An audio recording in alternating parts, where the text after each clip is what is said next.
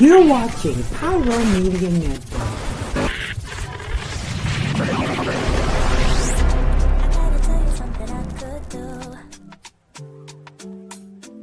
I could be running or I'm chasing you, but I won't. Cause I got better things to do. Rather spend my precious time chasing somebody who loves me too. If I got $1 for every time you slam the door, I would be the richest girl alive, life. If you hadn't run away every time I asked you stay, you would sleep right next to me tonight. And you didn't know me, all you wanted was a game to play, and you couldn't handle that I had no ways. Around your magics and your side chicks, I'm a winner. Thank you for tuning in. If this is your first time joining us, welcome. We hope your experience is fruitful. Please feel free to visit our website to find out how you can join our growing family. While we are loading your experience, please do us a quick favor and hit that like button from whichever platform you're watching or listening on. Also, share so others may enjoy as well. And we hope you would consider hitting that subscribe or follow button so you can check out more of our amazing content. All right, let's start the show. VICKtorious! VICKtorious!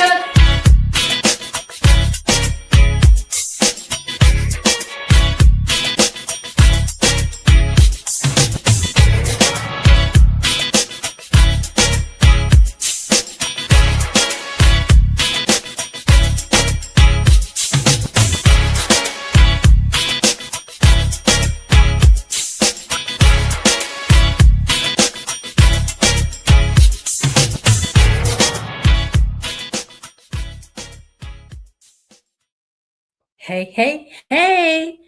Happy Friday, Junior. My name is Dr. Nicole D. Vick, and welcome to this week's episode of Dr. VICKtorious. Woo! We explore the intersections of social justice, wellness, and what it means to show up fully human, particularly from a Black perspective, because as you can see, I'm Black. Hey! This week, we are wrapping up the year. We're wrapping it up with a nice little bow. Boo, wrapping it up. There have been some amazing things that have happened this year. There have been some really sad things that have happened this year. And I kind of want to walk through. Now, we ain't going to go month by month and be like, on January 1st, this is what I did. We ain't going to do that. But I just want to really reflect, because I feel like you got to look back first before you look forward. That's just kind of how I feel in my head. Go back and boot and then go forward. That's how I feel. And the boot has to go in there. Boot and then go forward. But before we do all of that, we got to do the scroll stroll. Woo! Let's go into the scroll stroll. I love these things. I be seeing stuff and I'm like, what is going on? So the first one, Trump. I don't often say his name, but I've been trying to make these things sound funny and cute. But there's been I picked this one because of the fact that in my day-to-day job, I do disability work and I also have a disability. And so he's trying to get rid of the American Sign Language interpreters at his briefings, right? So oftentimes, if you are an organization that cares about people with disabilities, you actually have sign language interpreters that are interpreting in real time so that people that cannot hear can follow up with what you're doing. I had to think wait, what is it? And so for him, he says this is messing up my image by allowing these interpreters to interpret what I say in real time. And I'm like, but they're literally just interpreting what you are saying. So what's the problem? I don't like it. It's a violation of the Americans with Disabilities Act, first of all, right? Why are you trying to sort of keep people in the dark about the information? And to me, that's literally what that is saying. I don't want people with disabilities to have access to this information. And so it bothers me. And I don't like it. And I hope that it is challenged and it doesn't prevail because it's not appropriate. Everything, folks, things, especially governmental information, should be accessible to everyone in the way that they wish it to be available to them. So either sign language interpretation or in other languages, for example, that people feel more comfortable getting their information. So that bothered me, and I didn't like it. I don't like it. I'm just saying. All right, the next one, we have some people that have passed away in some very interesting circumstances that I'm like not happy about. Like, what is happening? So recently, this was Sunday, I believe, Rob Reiner and his wife were murdered on Sunday. That was the 14th. And it sounds like their son, Nick Reiner, was taken into custody. So of course, we don't exactly know what happened, but something happened. And now Nick Reiner's parents are no longer here.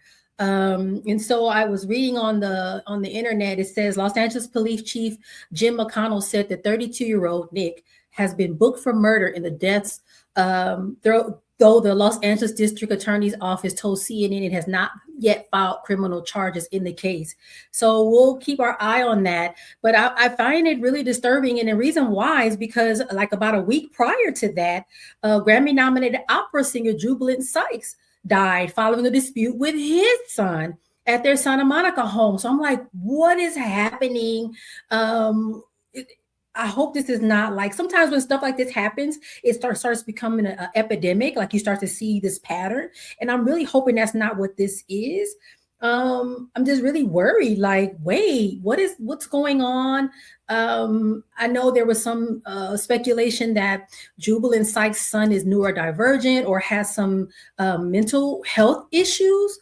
And so I think, to me, what that says is there may be a gap in support services for families where the children may have those types of needs and they don't get the support that they need. And so they're trying to manage on their own and maybe not have the tools, the support or whatever and strategies to work with their adult children that may have some of those issues. And I'm not 100% clear on that, but I did kind of hear that sort of being kind of bantered about on social media. So rest in peace to both of those families. Very traumatizing. I understand that Rob Reiner's family, he has multiple children. So there are other children, maybe potentially grandchildren that are mourning this loss. I mean, all of us are. They're prolific filmmaker, actor, all these things. And it's like, what's happening? So really, really feel bad.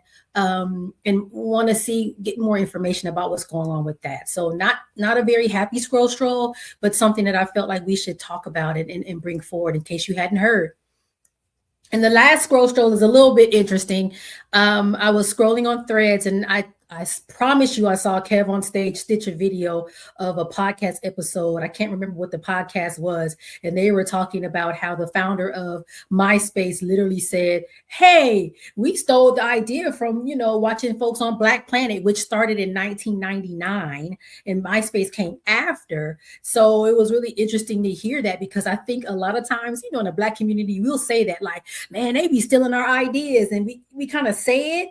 And I don't know if we really mean it that hard. But like literally to hear it later, like, wait, that was the catalyst for social media. Because if you think about it, Black Planet, right, was 1999. Then MySpace came after, and then Facebook came after. So everything, are you literally saying everything was was started on with Black Planet? Was the catalyst? That's crazy. And I don't think anybody that I know of has that kind of conversation about the originators. So that was interesting to me. Now I will say I saw it, and then when I went back to try to make sure I saw it, I didn't see it no more. So I was like, did I imagine that? And I don't think so, because I Googled it and kind of looked and there was some language around it. So I was like, okay, I don't know where Kev on Stage video went, but I saw it. I know I did. And it was just a really interesting conversation. I know there was a conversation similar to like Friends and is it Living Single? I think it was, right? That they were, Friends was based off of Living Single. And I'm like, I didn't really, until it was brought to my attention, I hadn't made that connection. So I don't know. It just reminds me that a lot of things that we create as a culture literally are the platform for everything else that comes after it. And it's amazing. But I just wish it was well known amongst everyone instead of sort of us having that information in our back pocket. I wish everybody knew that, because I think maybe people would see us differently. I don't know. That's just something that I've been thinking a lot about. But that's my scroll stroll for this week. We're going to go to commercial, and then we're going to come back and talk about the year in review.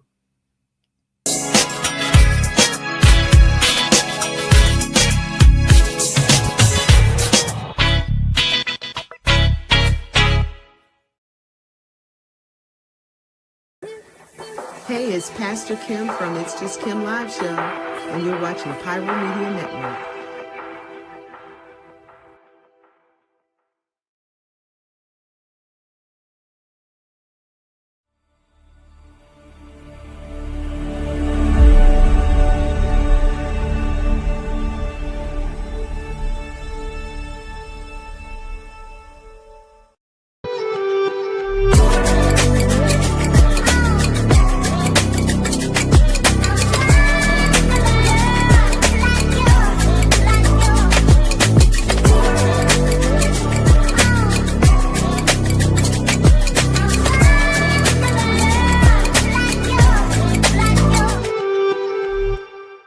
Hey, how y'all doing? Real quick, this is Daryl Walter, host of the Daryl Walter Show. I know. And you are watching Pyro Media Network.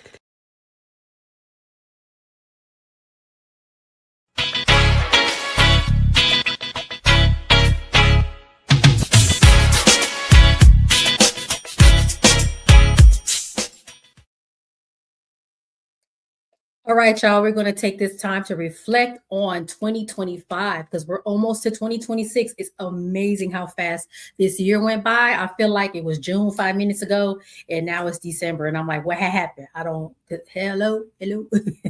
Literally, for me, weeks go by very, very quickly. It's really crazy to me, where I'm like, wait, that was just a week ago. It felt like yesterday. So strange. And I feel like this only happens as you age, because when I was young, a week felt like 3 weeks, but now a week feel like 3 days. It's insane. Anyway, I'm one of those kind of folks that really think that looking back is really important, especially in moments of uncertainty. It kind of is a way to ground yourself. And then also sometimes, and I know I'm not the only one, you be like, dang, I didn't do anything, or I didn't do what I wanted to do. But when you start to think back and take stock of what you've done, it's like, oh, snap, I actually did a lot. So looking back before you head into a new year, to me, is a good way of just kind of making sure, like, okay, wow, give yourself credit for everything you've done. And it is a good sort of jump off point for the next year. It's about being honest with yourself. It's not about being perfect. It's about reflection, right? So one of the things that is the most significant aspect of 2025 for me was the journey to mobility. So really trying to reflect on how far I've come with my mobility. So if I did nothing else this year, I think that was enough. So just a little bit of background. I had my first physical therapy appointment at the end of 2024, literally December. I think it was like December either 27th or 29th. So January of 2025, I had just started physical therapy. I was in a wheelchair prior to that. And then it was like, all right, we're going to put you in this boot and we're going to give you a walker. You got to start walking. You got to do these exercises. You got to go to the pool. You got to do all these things at home and come see me. I think I was seeing a physical therapist once a week. As I, was working toward my mobility. There's a lot of fear, a lot of trust issues. I have a friend that just broke her ankle. She was like, my doctor said I could walk on my foot, but I don't trust it. And so it was a lot of that, like, hello. And in my case, I was off my foot for a very long time. 3 months is a long time to not use your foot, plus the time that I recovered from surgery. So it was probably 5 months total. So it was a lot to be able to say, is this ankle going to hold? I'm like, is it going to hold me up? I'm scared. I don't know. Even that. So it's the physical and it's the mental as well. And coming to the realization that your body is not necessarily going to do everything that you wanted to do at that point in time, and working through that. There were issues with logistics. Oh, I need to go to this place. Well, can I get in the door? Is the which like all those sorts of things, or finding out like, dang, how come this door is so heavy? I'm trying to go to the restroom and I can't even open the door. So just a lot of life lessons, as well as the literal act of going through physical therapy to attain or reattain my mobility. And so like at this point in time, I can walk unassisted, specifically in the house. I do most of it at home. Outside, I still take my cane, but I'm getting better. My physical therapist, I made a video and I posted it, I think, on Instagram, me starting to walk on the treadmill. And listen, I have to put it on the slowest setting. Like most time you push to start, it'll start at 1 mile per hour. I said, no, come down to half a mile per hour. Stop playing treadmill. And I'm like, people is running next to me and I'm just like, I'm holding on like this. So it's like, it's so crazy. This entire journey has been amazing and crazy and hard at the same time. It taught me a lot about patience. I'm not a patient person. I don't think I'm terribly impatient, but I'm not as patient as people think. And this, I had to be patient, either with myself, my literal body, or, well, I need a ride. I gotta be patient. I gotta figure this out, and I have to wait for someone to be able to help me. It taught me a lot about humility. It taught me a lot about listening to my body. I think I'm much more aware of what's happening in my body, because for a point in time, this part of my body was not active. So I had to be really knowledgeable and pay attention to what was going on. And I will say this, even in physical therapy, my therapist will say, where are you feeling this? When I'm asking you to do this movement, where do you feel it? And it's like, I have to stop and think like, I don't know. I guess it's my leg. So I would have to really learn how to listen to my body. And it helped me to also reframe progress. What does progress mean when things don't happen linearly? There's a lot of starts and stops. There's a lot of wait. You want to move forward, but you have to wait because the doctor says, I don't want this to happen yet. You have to wait. So I learned a lot of lessons about myself, about other people, about the healthcare industry, about all the things when I was working on regaining my mobility. And I will say, as it stands today, I'm not 100% well. My calf muscles are still not strong enough. And I'm working towards that, but I'm definitely a trillion times better than I was when I started the year on January 1st. So I'm grateful for that. And that was huge. That was a huge step for me. I tell everybody that I know, don't break your ankle. Please don't. Whatever you got to do not to break it, don't break it. Don't be careful. Be very careful when you're working around your house. Pay attention to what you're doing, because a fall like that is really, really devastating. But again, grateful for the journey. It wasn't fun.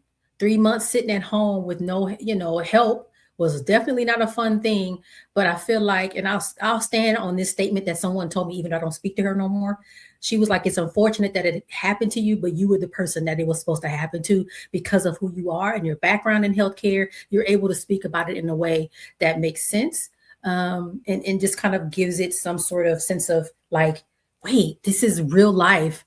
And this is what needs to happen differently. So I stand by that statement. Other things that have happened in my life, which I think are amazing, honestly, because of my disability, I was still able to do things like travel. And that was interesting too, traveling with the disability, working with the airlines to make sure I had assistance to get to the plane and all that stuff also was a journey. But I will say, prior to me hurting myself and breaking my ankle, I don't think I have traveled as much as I have traveled in this year while recovering from my broken ankle. So I presented at a number of conferences, really proud of that work. One of them I did in collaboration with some friends that I met on LinkedIn. I be meeting people on LinkedIn and we be vibing and connecting. So I had two colleagues that work in the public health space. My friends, Dr. Alice and Dr. Alicia, we presented at a conference in Phoenix. I think that was April of this year, the Art and Science of Health Promotion Conference. So we got to do that. That was my first time on a plane with with a disability. I have gone to Minnesota and seen and presented my research at the Minnesota State HIV conference and got to meet a really good friend of mine for the first time in person.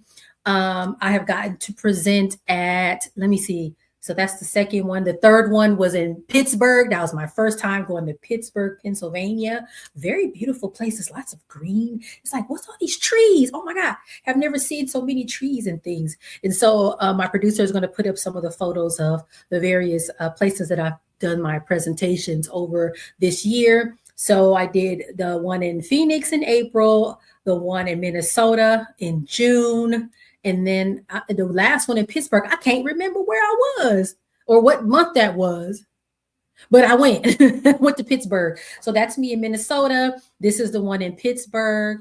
I loved it. I got to share, and this is actually recently here in Los Angeles. I'm chair of an organization called California Black Health Network, and they had a really cool event and whatnot. So I was asked to MC sort of their reception or happy hour, which was really cool. This is me again in Minnesota. And I'm really excited to do more of that. The thing that I find interesting is, like, I don't know if you've been to a conference or done conference work. Like Dr. Alicia said that, she was like, wait, y'all want my intellect and my intellectual property, my what I've learned and discovered, and want me to share it, but you want me to pay you to share it with people. Like, that's weird. So that's the thing I'm finding to be a problem. Like, I would love to go to conferences more often, but I find that the expectation is that you also pay to present. And then not only that, I mean, if it's somewhere else, I have to also pay for travel. So it's really interesting thing. One of the conferences, we were lucky, we didn't have to pay. We just had to pay to get there, but we didn't have to pay for our lodging or our registration fees. And let me tell you, some of these conferences, their registration fees are really, really expensive. There was one that was $1,000, and I was like, I don't have it. And then have to still fly to the state or the city that it's in. And then have to pay for a hotel room. I'm like, dang. So it's really makes it hard to be able to, submit abstracts for these conferences to go present. Like, I ain't got the money. So anyway, all that to say, I'm sure we can figure it out for next year, because I know there's still opportunity for us to spread the knowledge, because Dr. Alice and Dr. Alicia and I have specific expertise in the public health workforce, specifically around psychological safety. And so we would love to take our show on the road. Other people have said to me, we need to figure out how we can collaborate so we can start to go present at conferences. And I'm like, we got to solve the money problem first, because I don't know how else to do this with no money. And I'm like, I just don't have the extra income for that right now. I've been continuing to show up as a public health professional and storyteller. My LinkedIn account has grown. I've been really strategic about posting often and frequently. And I think I'm almost to 6,000 followers on LinkedIn. That's actually the highest number of followers I have on any of my social media platforms. So I'm continuing to nurture that relationship and continue to provide information and resources and just be there. And it's hard because you have to balance vulnerability and remain professional. And sometimes that's a hard thing. Do you tell your business? Do you not? What do you say? How do you get this information out in a way that is authentic to your audience, and also compels them to want to work with you? So it's something I continue to work on. And then another thing that was really cool. So I am a native of South Los Angeles, California. I've been here my whole life. And, which means I've gone through the school system. Some are public schools and some are parochial schools. And I was asked to give the keynote speech at this year's culmination at my old middle school. Now, when I went to the school, it wasn't a middle school, it was a junior high school. And so they reached out to me and, hey, can you give the culmination speech? And I'm like, yes, yes, I can. And so I showed up. I think at that time I was using a walker. See, I'm telling you the challenges. So I got there. I could drive. Thankfully, at that time I was cleared to drive. But I had my little walker and we're walking across this grass very carefully because I'm like, child, we ain't trying to fall. And I had to go up this stage. I'm like, y'all, please don't let me fall up this stage. and I gave the culmination address at Audubon Middle School. I graduated from Audubon Middle School in 1993. Woo! And gave the address for the 2025 culmination. How many years ago? Like, I don't know. It's been a long time, okay? But I was so happy to do it. I even dressed for the occasion. I had on the school colors are green and white, and I actually have a tracksuit from Old Navy that is green and white and is the exact same colors. So I wore that, and I had an Audubon t-shirt on. So I made sure I was matching. And it was just a beautiful, beautiful occasion. The producer put the photos up of me. You can actually go to Audubon, their Instagram account. And if you search, you can see the whole ceremony. So you'll see me giving that speech. And it was really amazing. It was amazing to see the young folks. And I was able to tell them, listen, one of the things I said, sometimes the prevailing thought is you have to leave your community in order to do big things, right? If you want to be a great person, you got to leave. And I was like, I've done everything that I've done in this community, literally everything. There's nothing wrong with leaving, right? Sometimes you do need to explore the world and see what other people are doing and thinking and feeling and operating, how they're living. But again, you don't have to do that to be an amazing person, to consider yourself accomplished. And so I made that point to them, like, you can be right here in your community doing amazing work. You do not have to leave to consider yourself accomplished. And the last thing I'll say, that was also the highlight of my year. Oh my gosh, I was at this event California Black Women's Health Project was putting on, and I was coming out the bathroom. I'm telling you, timing. I was coming out the restroom with my little walker. And I ran into Dara Star Tucker. If you don't know who she is, she's amazing. She's a singer. And she is the host of, I can't remember the name of the show in the morning, child, on KJLH radio every morning. And when I saw her, I'm like, I got to catch her. And again, I'm really good at that. Like, I got to say my spiel. And I was like, oh my gosh, I watch you and I love your social media and da, da, da, da. I was like, yes, you're amazing. I was like, let me tell you about my ankle. And, because I had the walker, so I could talk about that story, and I could say I'm a public health professional. And, I dealt with the injury and I was treated like crap. And she's like, we might want to talk about that on my radio show. Email my producer and da da da da da. I said, who's your producer? And she said who he was. I said, I spoke to him earlier. I was like, yes. And I followed up, and they were like, come on the show.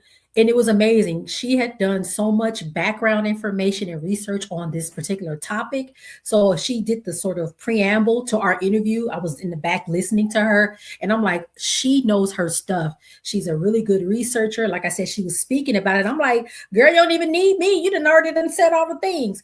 But it was amazing to sit there and have a conversation with her producer, the guy that handles all the stuff in the back end, the guy that handles the switchboard and the phone calls and things. Everybody was cool. It reminded me how cool radio is. And so it was really great to meet her and to be invited to speak on the radio. That's actually my third time that I was on KGLH since probably the early 2000s. So super, super cool. Yes. So those are the amazing things that have happened professionally for me. And I'm super, super excited about it. And I'm really excited about what's next. I've been on some podcasts as well as guest this year, hoping to do more of that in the next year as well. But I can't ignore that there were some moments of sadness, very sad times for me, unexpected. I'm like, come on now, universe, what is you doing? What is happening? What? I told y'all about this, that I lost my friend John. It was so bad that I had to ask ChatGPT, what in the world is going on up in here? So John was someone that I had met last year. Yes, I met him in 2024. And at a time when, there were a lot of people that really showed up for me when I first hurt myself, able to take me around and take me to my doctor's appointments. Josie, my friend Krishanda, my brother, my daughter even came, like when I had my surgery. She was here for like that few days. So there were people that really showed up for me. But what really happened is folks have lives. They have things to do, and they can't always drop and be like, okay, let me take you to the doctor. They have jobs, they have stuff to do.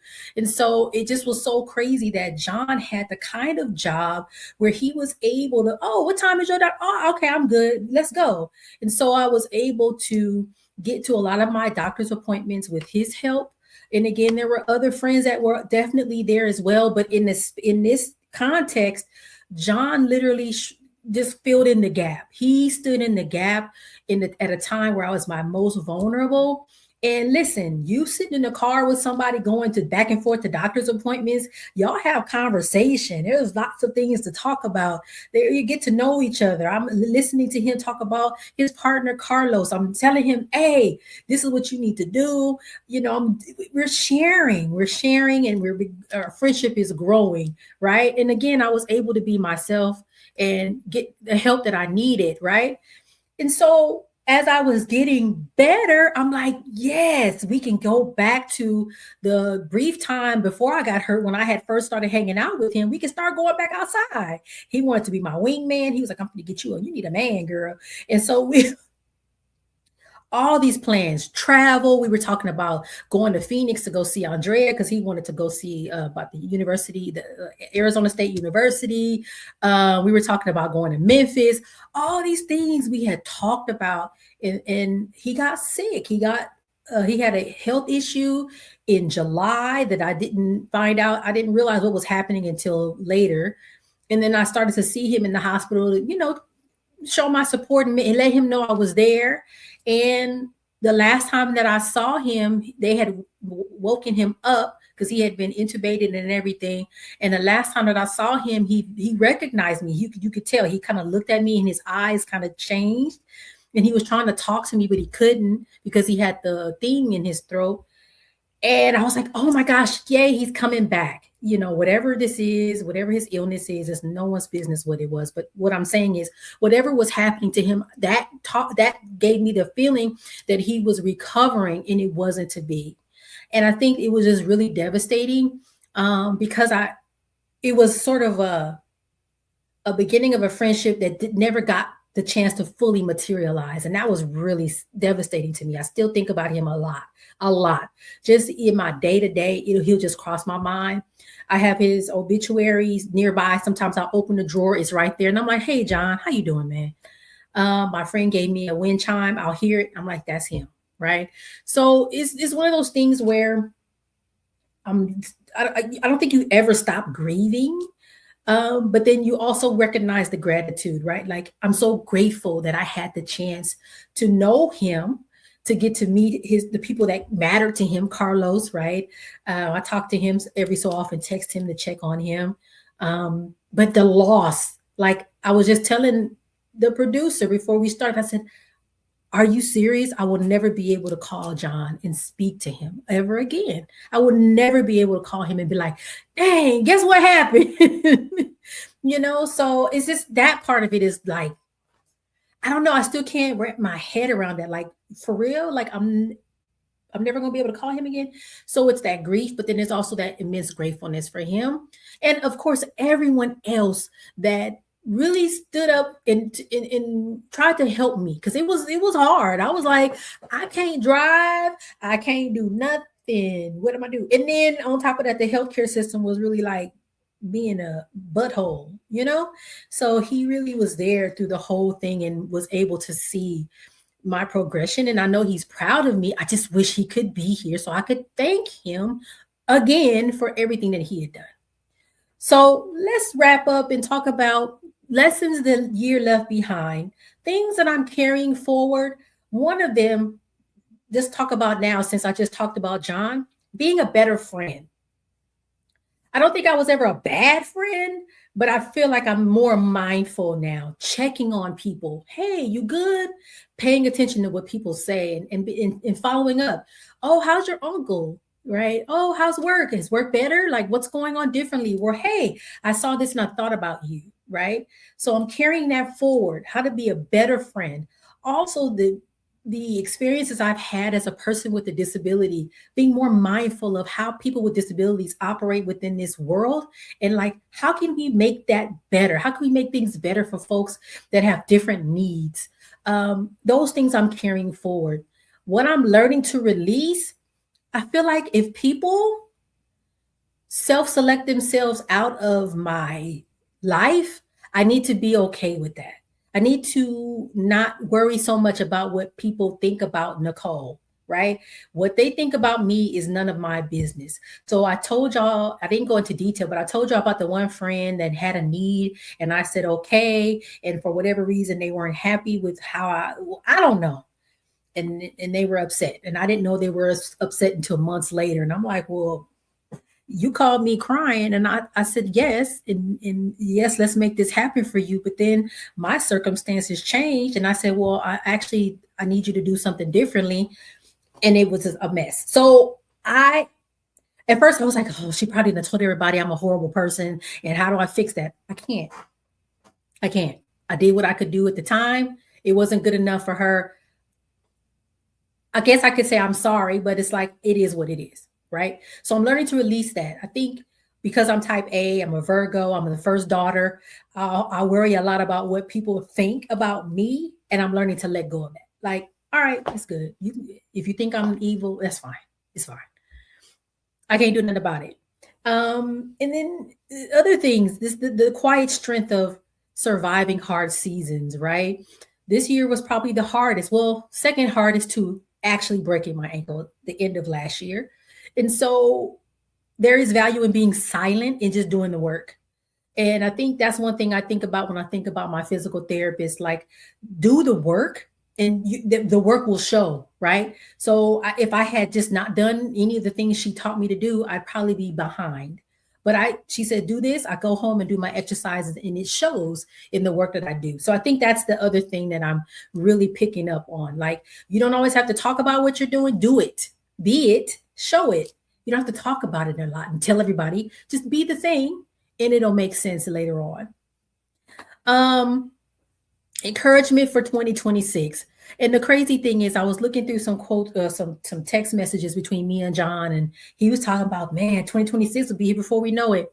He's not here. And I think that also speaks to some of the things that I'm carrying forward. Like, time to me doesn't really mean the same thing as it used to before. It doesn't mean anything, because one minute you can be here and the next minute you can be gone. So it's like, ooh, you got to really think about those things. Like, life is short. It really, really is. And for some of us, it's way shorter than for other people. And so as I talk about encouragement for next year, if you're grieving, you're healing, you're starting over at work, wherever you're starting over with, give yourself grace. I think that's the biggest thing I would say to everybody. Give yourself grace as you move into this next year, because there's a lot going on outside, right? And it can really mess with our spirit. And so give yourself grace. Also give yourself permission to move at your own pace. You are the only person running your race. I think about that a lot too. Even when I was in my doctoral program, oh my gosh, I'm behind. Other people have already defended their dissertation. I'm behind. Baby, behind who? Who you behind? How could you be behind when you're the only one running your race? You can't be behind yourself. So get rid of that comparison, right? What is comparison? The thief of joy. Don't do it. Remember, you're running your own race. Move at your own pace. I had to learn that with my ankle, baby. It ain't going to go faster than what it can go. it can't.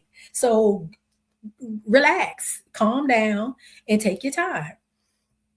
The other thing I'll say is, you don't have to be ready to take the next step. Do it funny style, do it sideways, do it messy, and then continue to do it, and it gets better each time. So I think that's another thing that I have an issue with. That's the type A. No, it has to be perfect, baby. Just do it. Just start. Okay. So that's my encouragement for 2026. We're going to take one more commercial break, and then I'm going to close out, and then I'll see y'all in the new year.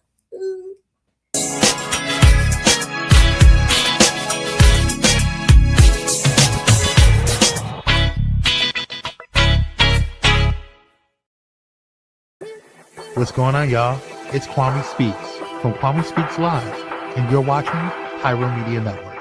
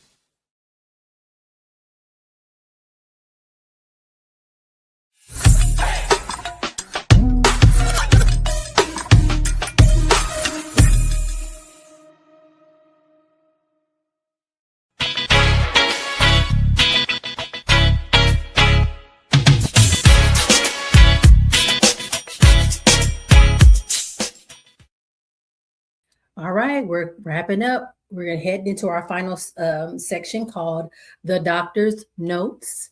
I want to send you off gently into the new year. Like, again, I think the biggest thing I want to say is have grace with yourself. There is so much going on in the world. The world is hard enough as it is. Ain't no sense being hard on yourself as well. Ain't no sense. Ain't no sense. Okay.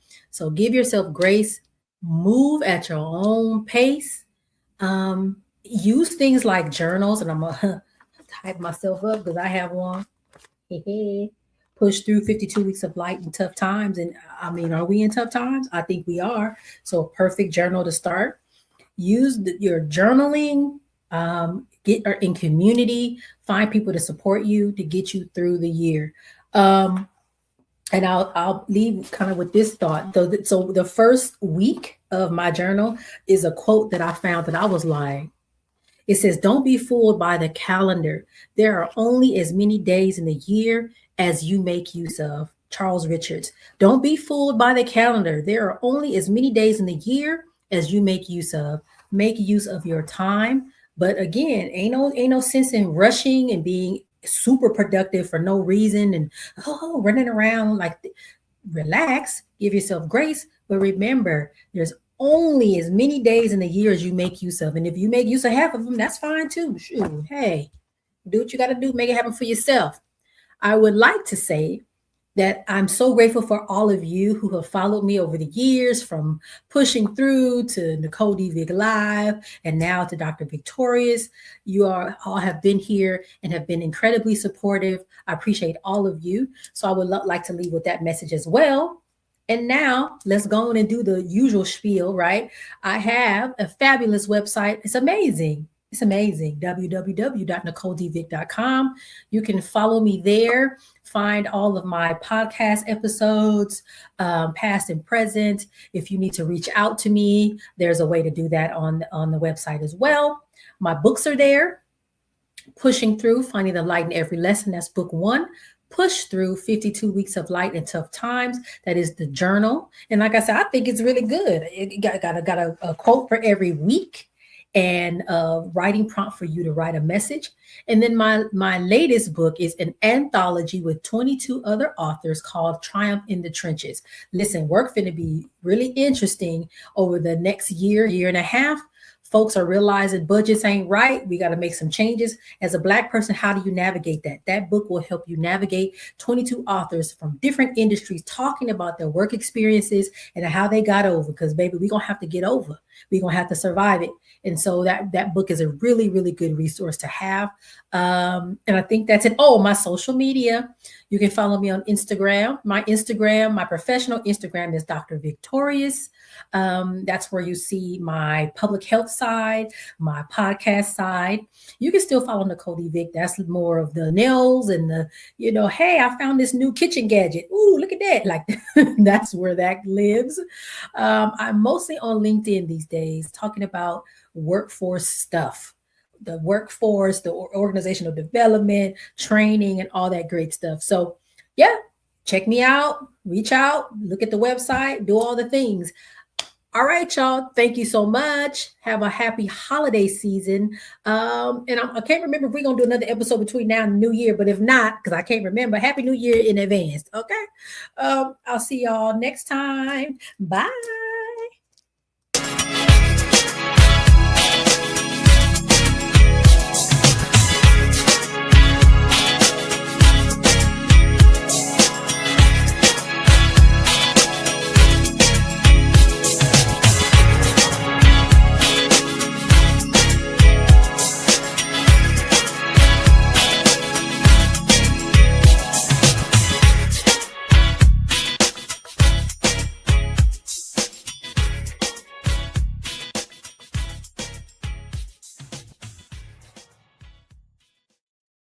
Thank you for watching Pyro Media Network. For more information, please visit pyromedianetwork.com.